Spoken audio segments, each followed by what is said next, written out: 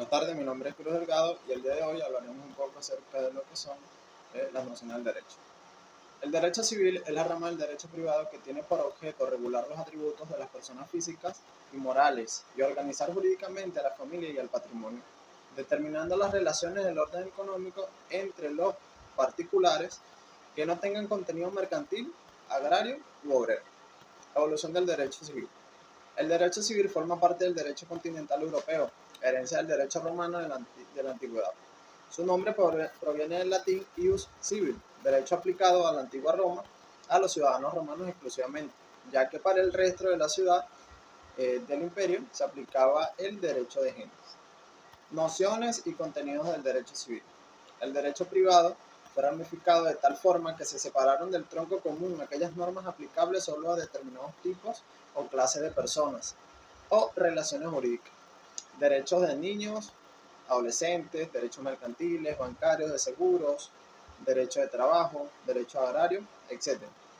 La expresión derecho civil quedó reservado precisamente a ese tronco común que informa y nutre todas las ramas especiales del derecho privado. El derecho civil es la parte del derecho privado que se aplica por igual a todas las cosas, relaciones y personas particulares que forman parte del Estado, pero que actúan sin hacer uso del poder soberano de imposición. Constituida por el tronco común del derecho privado, incluyendo sus ramas especiales, es decir, las normas que están destinadas a regular la relación jurídica y social en todas sus facetas, o aspectos a falta de ramas especiales que se hayan incidido en ese tronco en común. La codificación.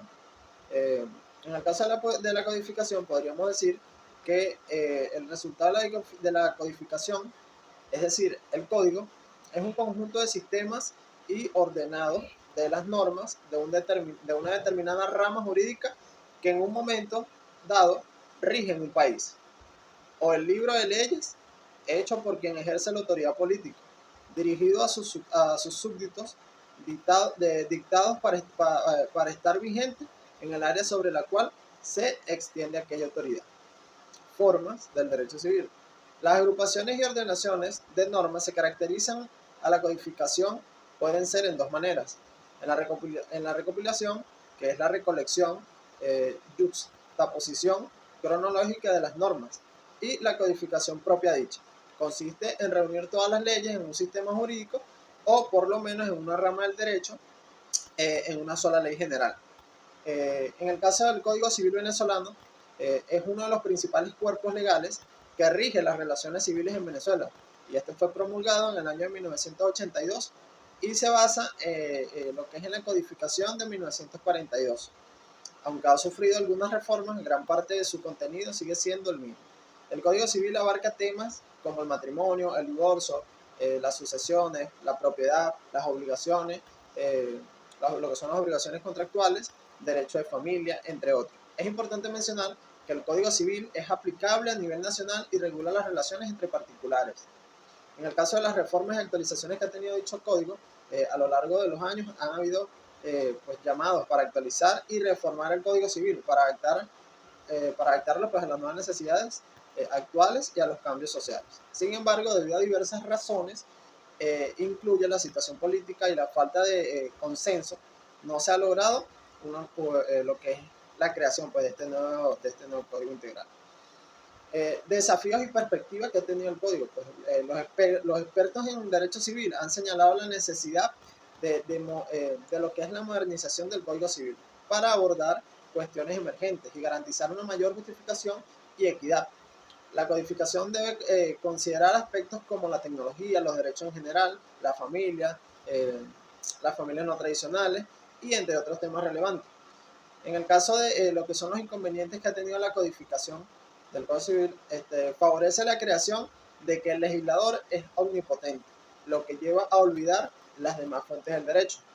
También establecido por la realidad social, cuando un código está en vigencia según los cambios sociales, puede él mismo ser inadecuado frente a una nueva exigencia, con lo cual surgen dos derechos. Uno, el que se desprende de la ley, y el aplicado que surge de la jurisprudencia en este caso. En el caso de las ventajas que tiene este Código Civil, pues facilita el conocimiento y aplicación del derecho y pues elabora normas generales para sustituir reglas, lo que son reglas casuísticas. También facilitar la unificación política y la revolución social. En el caso de la evolución, nuestro primer Código Civil fue durante la dictadura del general José Antonio Páez en 1861 y pues se puso en vigencia el primer Código Civil. Este código, inspirado en el Código Civil de Chile, redactado por Andrés Bello, comenzó a regir oficialmente el 1 de enero de 1863. El Código Civil de 1867, en 1867 se sancionó un segundo Código Civil que era una copia del Código Civil de España.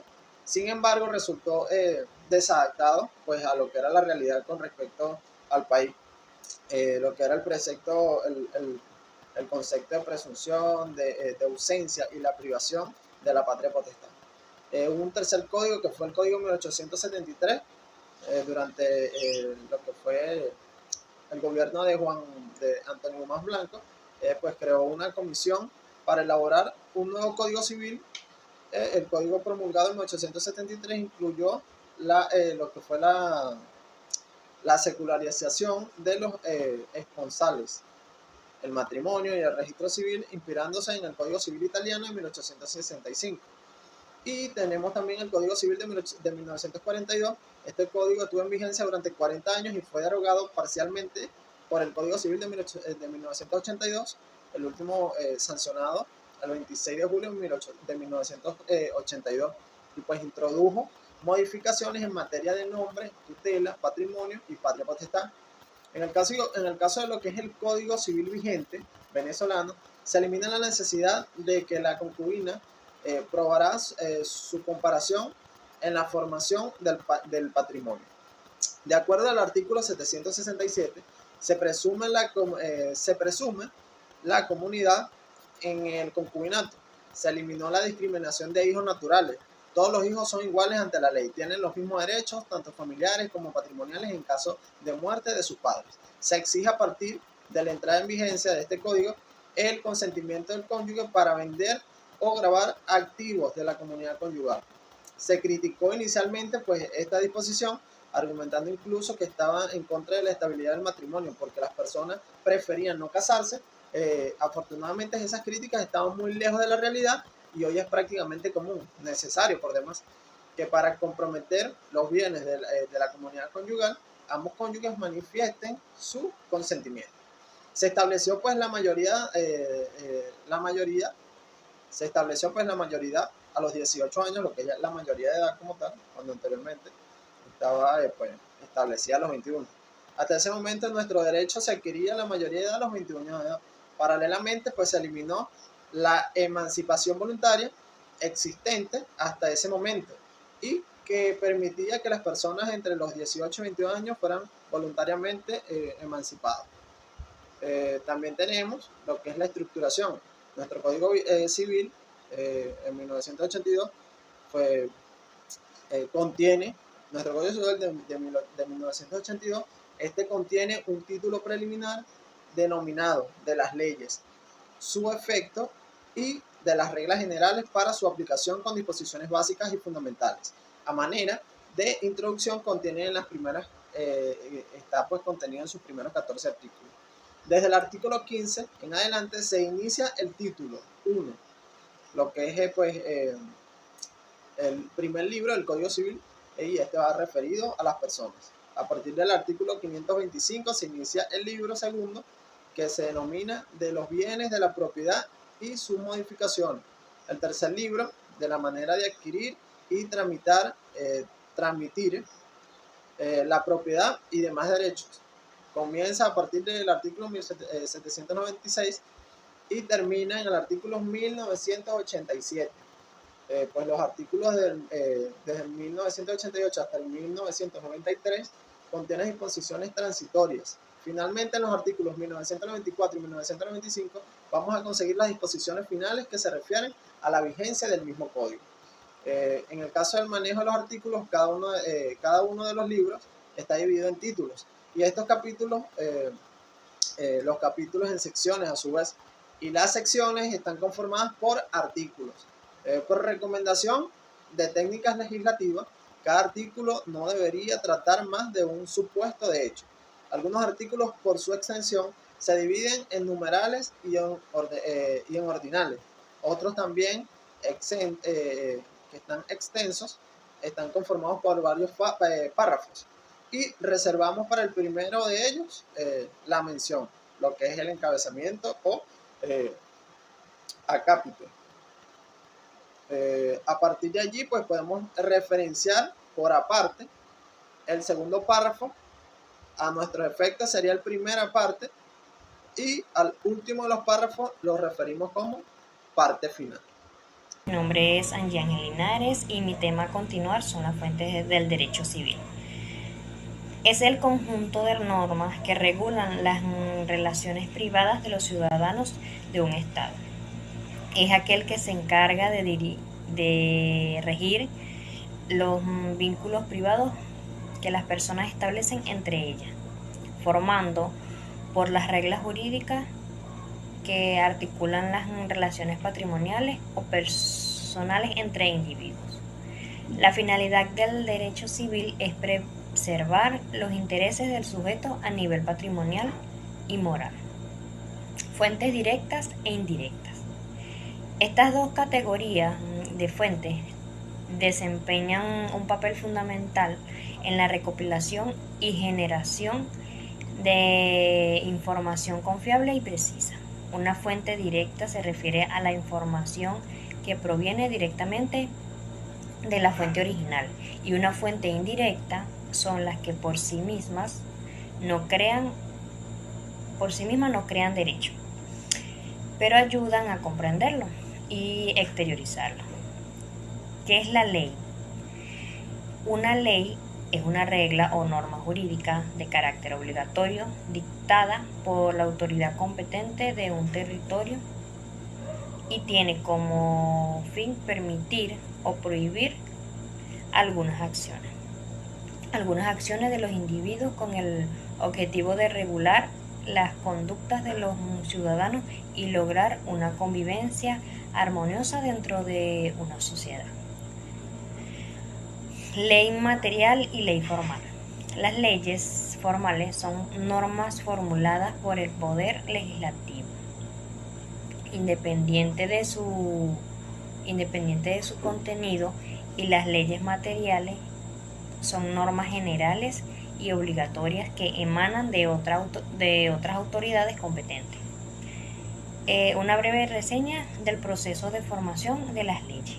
La ley fue formada a través de la actividad del órgano del Estado denominado Poder Legislativo, completamente por acciones del Poder Ejecutivo a través del proceso legislativo. Las fuentes formales del derecho son la legislación, la costumbre, la jurisprudencia y la doctrina. Vigencia y obligatoriedades de la ley. La vigencia de una norma es una propiedad relacionada con un periodo de tiempo para sus normas. El sistema jurídico marca alguna circunstancia o evento que señale en el momento en que está vigente. Obligatoriedad. Tiene carácter imperativo y atributivo, que por una parte establece obligaciones o deberes jurídicos y por la otra otorga derecho. La ley impone sus mandatos incluso en contra de la voluntad de sus destinatarios. Tipos de normas taxativas y dispositivas. Son taxativas las que llamamos la que también llama la doctrina normas imperativas o de orden público, aquellas que no pueden ser derogadas por la voluntad de los particulares a los cuales van dirigidos. Las normas dispositivas, también llamadas supletorias, son las que pueden renunciarse por los particulares y que solamente rigen siempre y cuando los sujetos a los cuales van dirigidos no hayan previsto una forma diversa de lo establecido en la norma. La autonomía de la voluntad es la capacidad de los sujetos de derecho para establecer reglas de conducta para sí mismos y en sus relaciones con los demás dentro de los límites que la ley señala. Averiguación y aplicación de derecho. Es que la averiguación del derecho inicia con la propia víctima o ciudadano y después continúa con el abogado y quienes intervienen en este primer proceso, hasta concluir con la aplicación del derecho por parte del juez. Por lo tanto, quienes realizan el ejercicio de la averiguación y la aplicación del derecho son la víctima,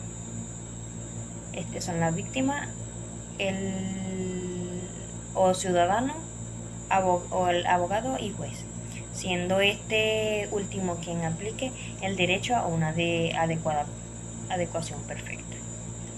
La crítica es un análisis jurídico o juicio sobre una situación o una persona que proviene del latín criticus, que designaba un juez de manera general y se refiere a un juicio que puede ser objetivo o subjetivo. La interpretación. Proceso cognitivo mediante el cual se le asigna sentido a la acción, a lo que es lo mismo, se le atribuyen motivos e intenciones al sujeto.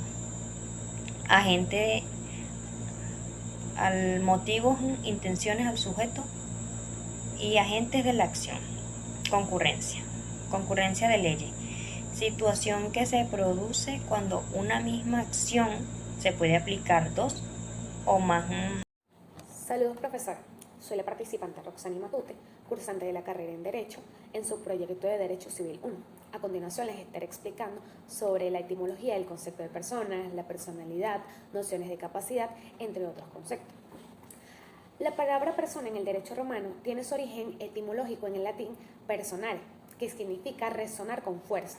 Esto se debe que en el teatro antiguo los actores usaban máscaras llamadas personajes, que amplificaban su voz.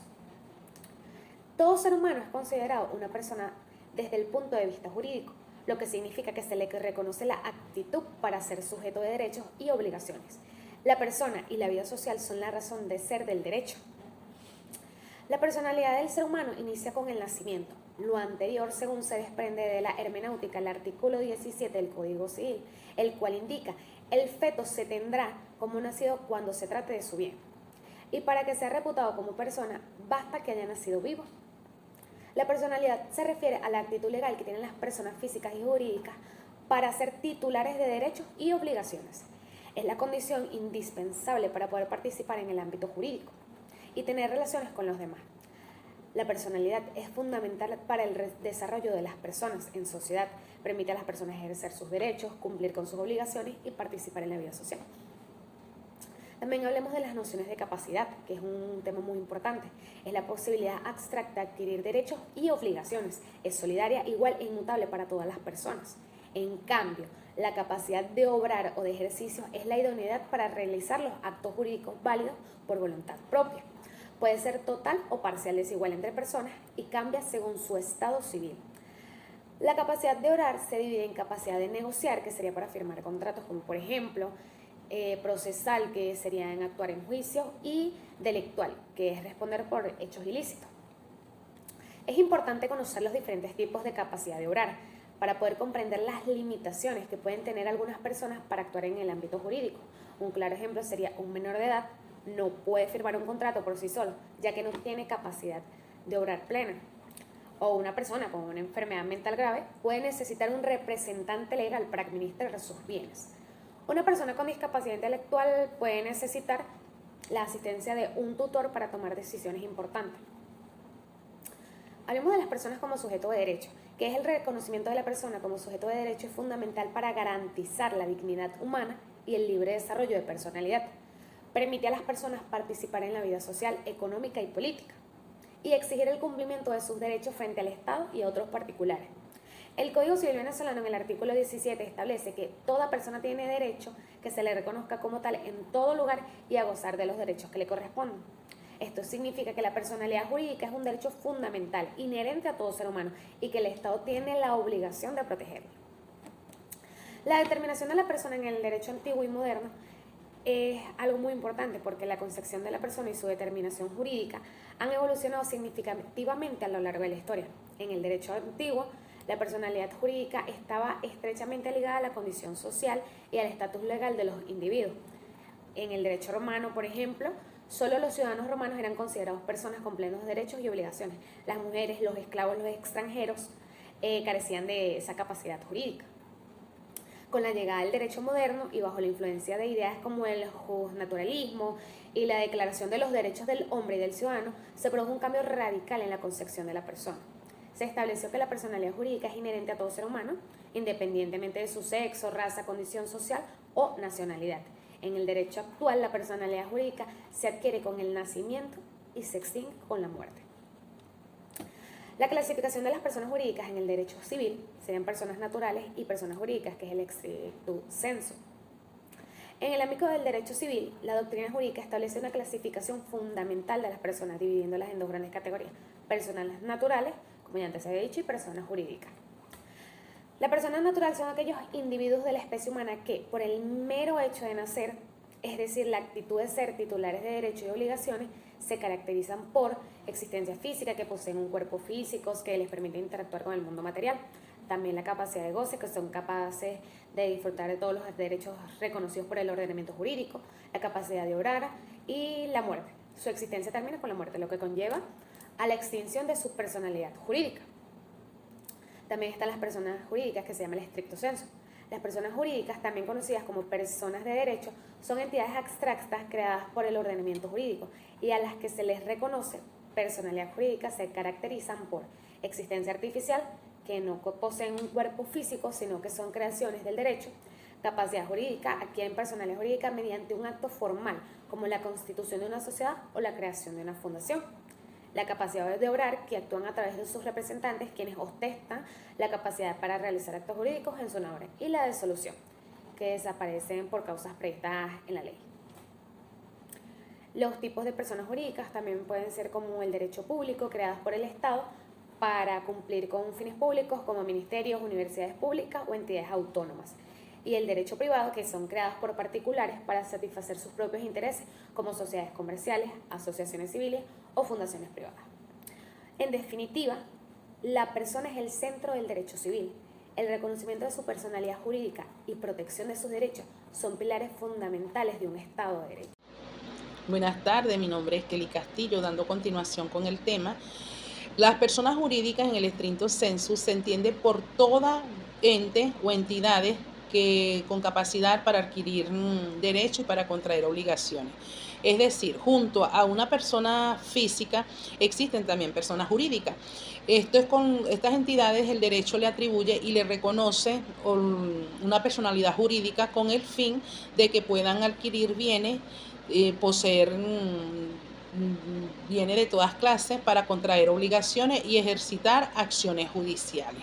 El derecho le da reconocimiento jurídico en base a los deberes y al derecho que han asumido, el cual estas personas jurídicas puedan distinguirse a través de esta condición que le da el ordenamiento jurídico. El Código Civil también reconoce en el estricto sensu estas agrupaciones donde las personas se organizan para lograr objetivos y que tengan beneficios colectivos de manera autónoma, sin depender directamente del Estado ni de agrupaciones políticas, de manera que puedan tener una participación democrática sin fines de lucro. Igualmente, estas personas jurídicas tienen su justificación de su existencia. La ley permite la creación de un nuevo tipo de personas de manera de que puedan facilitar sus actos. Las personas jurídicas colectivas o morales son denominadas así de las asociaciones, corporaciones que se instituyen con fines o con motivos de una utilidad pública o privada, a la cual el derecho le da este reconocimiento de una persona distinta de la que tiene cada uno de los integrantes. La personalidad jurídica que tienen estas corporaciones les permite realizar a través de sus representantes como gerentes, directores, entre otros, actos jurídicos como cualquier persona física, tales como comprar, vender, demandar, entre otros. Igualmente, tenemos lo que son los supuestos de las personalidades jurídicas. Para que un ente distinto a los seres humanos tenga una personalidad jurídica, debe reunir unas determinadas condiciones llamadas supuesto de personalidad jurídica, y que se refiere al sustracto del ente de su finalidad o a la atribución al reconocimiento de la personalidad jurídica por parte del ordenamiento jurídico. La personalidad jurídica presupone un sustracto que puede ser personal o real. Por regla general requiere ambos sustractos, tanto el real como el natural. Estos sustractos personal y el real, ya que la ley lo atribuye y le da una personalidad jurídica.